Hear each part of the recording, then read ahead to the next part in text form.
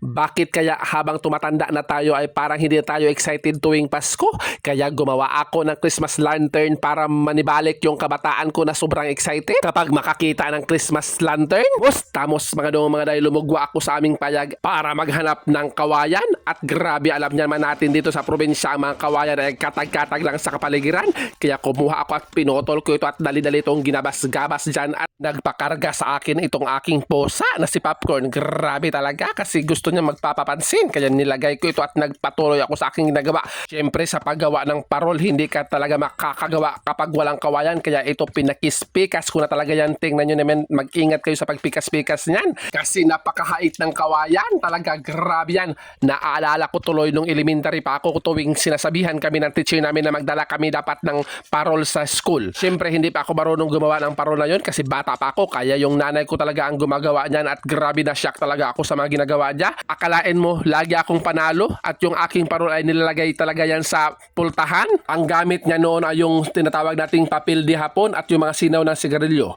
At dito nagputol-putol na tayo ng PC. Ano bang tawag dyan? Surbalu ik ba yan? Basta, kayong bahala. At pinurma ko na itong kawayan. Siyempre, hiktan-hiktan mo talaga yan para hindi yan makabuhi. Ang pinaka-importante dyan mga dong mga ay dapat higtan mo talaga sa paghigot niyan kasi para hindi yan matatanggal. Napansin nyo ba mga dong mga sa panahon ngayon parang hindi ka na makakita na gumagawa ng mga parol-parol na yan? At parang kinakapoy na rin yung mga teachers na magpapadala ng mga lantern sa school. Bale, 2 star nga pala ang gagawin mo dyan kasi ididikit mo yan at pagkatapos ay hihiktan mo na naman yan.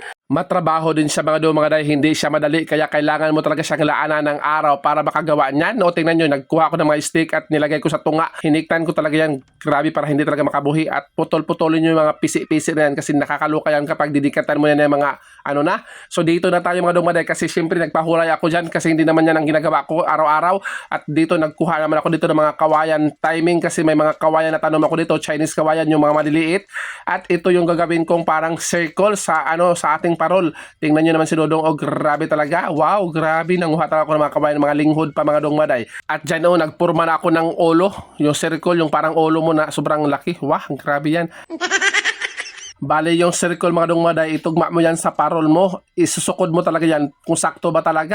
At dahil umaga pa ako dito nag-voice over, grabe talaga ang ingay-ingay talaga ng mga manok dito, nag-shagit-shagit talaga. Ano ba yung sinasabi nila dyan? Wow! At hinikot ko na yan mga domaday. Tingnan nyo, nagkiningkoy na tayo mga domaday kasi aabutan tayo ng 50 years. The next part of our program mga domaday, ito na. Ano ang tawag dyan? Yung parang plastic na kulay-kulay mga domaday. At sinukod ko na yan. At siyempre, dikit ko na yan. Naggamit ang rugby. Pagkatapos ng mga dumaday, bumili ako ng ganyan, anong tawag dyan, pang decor yan, sa NSN dito sa amin. At yan, pinaikot-ikot ko na yan, parang ikaw na laging paikot-ikot pero lagi pa rin naniniwala. Wow, grabe yan, grabe, nagkining ko na talaga si Dodong yan. Para madali tayo mga dumaday at yan, syempre, hikutin mo yan. Pagkatapos ay kumuha naman ako dito ng puti. Yun pa rin yung materials na puti na parang plastic at yan nagpilo-pilo si Dodong at ginunting-gunting ko yan. Dinisainan ko yan mga dumaday para ibubutang natin yan sa tunga sa kanyang decor at binuklad ko yan mga dumaday. Grabe, tingnan nyo, wow, giring-giring na talaga. At dyan ko ilagay sa mga yan, tingnan nyo yan para magbukhang yan, grabe talaga. Basta ikaw nang bahala dyan, basta yan, nakakaloka yan, ang ni Kwan. Pumisto naman ako dito sa labas ng aming bahay at dyan para feel ko talaga na nasa bundok talaga tayo at may mga langgam na kumakanta dito sa iyo, pero nasyak ako sa kinanta ng langgam kasi ang kanta niya is nilunok kong lahat. At yan grabe, tapos na po yan mga dumaday. At pagkatapos yan ay hindi pa rin talaga nakontento si Dodong, pa rin siya ng mga green na mga ganyung materials pa rin, yung mga parang plastic at pinorma niya ito ay grabe, hindi na tayo makalitok nito. At yan sa pagporma niyan mga dumaday, at yan bakit nga ba starring yan tuwing Pasko, yung mga ganyang dahon, yung parang mga tunok-tunok na yan, ano bang tawag dyan, nakakaluka yan. At pagkatapos ay may mga sobra kami dito, mga project ng mga bata, kinuha ko ito at gunting ko talaga. Grabe talaga sa pag-cut out. Alam nyo ba na award winning ako sa cut out noong unang panahon? Kasi noong unang panahon wala pa mga LED, mga decoration sa stage.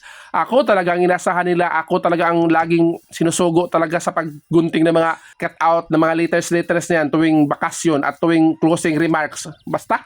At tingnan nyo naman, nagkuha naman ako ng pula dyan mga dumaday at yung pula pa sa makupa talaga kasi parang Pasko talaga mga dumaday. Pinilo-pilo ko ito at alam nyo ba kung anong gagawin ko?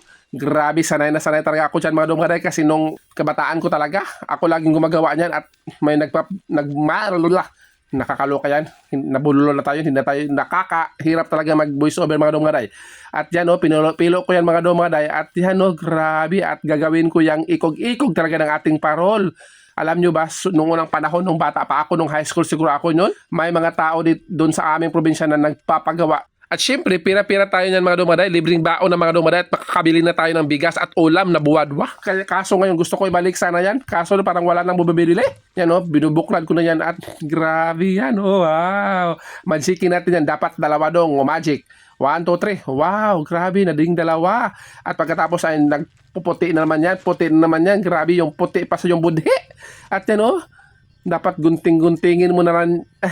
Grabe, kinapoy na talaga ako dito sa pag-voice over kasi 8 minutes yung video. Makakaloka talaga yan.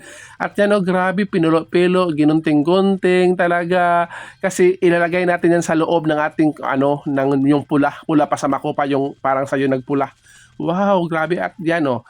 Sige dong, piluin mo yan dong. Nakakaloka ka dong. Ang busy-busy mo sa araw na yan dong. Sige, maglaan ka talaga para lang talaga yan sa for today's video. Wow, parang ang ganda-ganda na mga dumaday. Oh, nilagay na ni Dodong dyan. Oh, grabe, sa panahon niya mga dumaday, parang inabutan na tayo na alas 3 ng hapon. Grabe.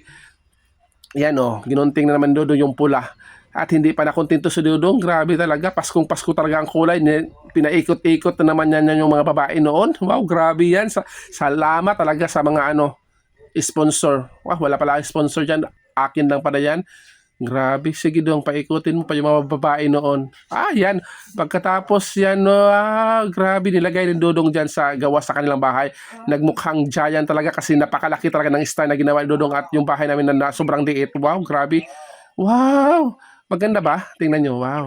Oh, ano masabi nyo? Kumukuti-kutitap, bumubusi-busilak, ganyan ang chubalu-ik-ik dito sa aming bukid.